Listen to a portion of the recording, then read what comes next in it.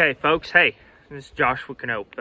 I just want to talk to you guys just a little bit. It's been a wild time the last couple weeks. Man, we've seen everything.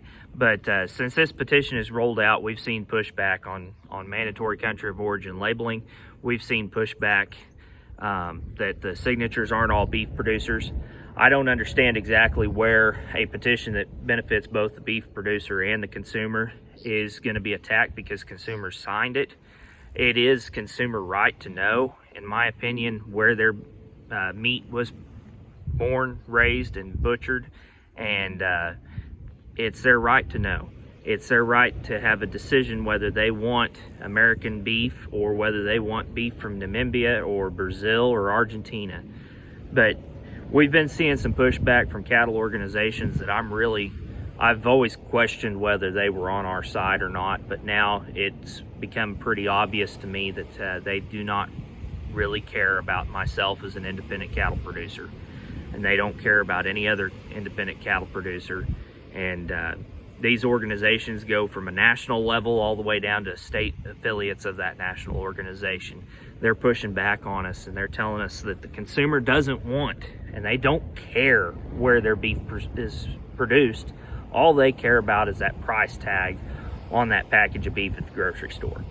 Well, folks, I'm of the millennial generation, and I've seen my peer group, at whether that be my friends at church that aren't involved in agriculture at all, or whether that be people that are just out there on the internet that I've seen posts from.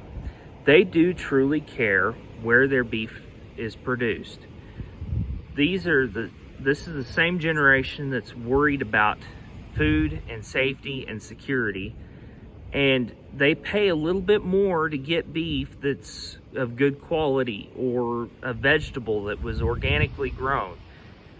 So you're telling me that they don't care about any of that, and I've also heard the argument that this COVID crisis has proven that they don't care, because they wiped out the grocery store shelves and they left the grass-fed, hormone-free beef on the shelf.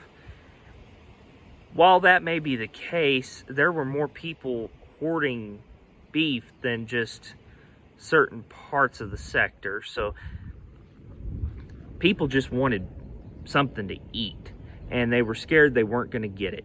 And then the media comes out with stories this week that the supply chain is broken, that there's packing plants shut down, and that there's going to be a beef shortage. What else is somebody going to do? They're going to go out and buy everything that they can find. And then we have a state organization here in Oklahoma that is a little bit behind the times. RCAF USA rolled out a website allowing the consumers to search for a beef producer close by that's willing to sell from pasture to plate.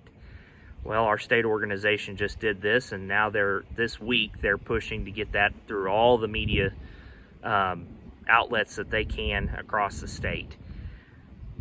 So that tells me that people want to know where their beef comes from. So where is this?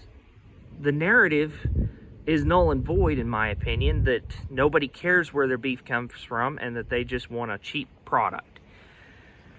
People care. Our industry is at a turning point right now. We have the backing from the consumers, and we have the backing from many, many producers to get country of origin labeling as a mandated country of origin labeling instead of just a volunteer program. And I've had pushback that said, hey, we've got voluntary programs in place. Let's keep it at the industry level.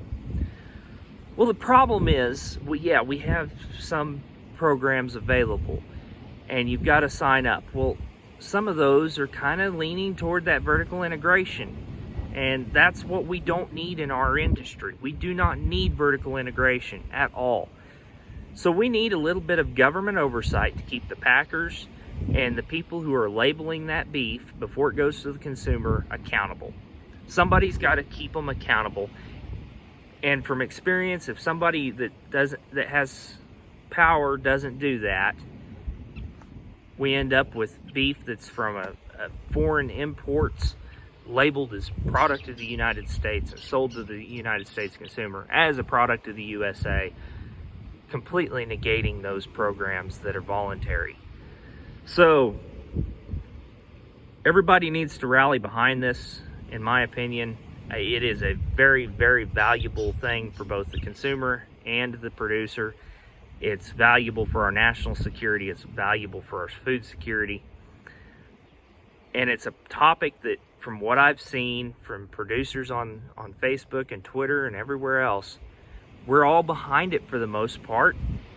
And it's something that we can rally together with, and let's do that. I mean, our voices are being heard in Washington finally.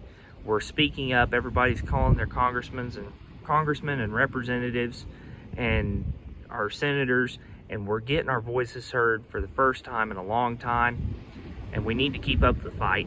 We're in it, and it is a fight, and it is going to be a long fight. And we really need people to stand up and let their voices be heard any way possible.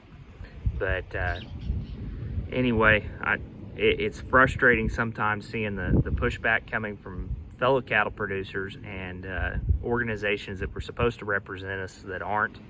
And they're doing everything they can to make sure that we are not heard and that their voice is still the biggest one out there, because they've been in power for so long and they don't like to see power go away. But y'all have a great day.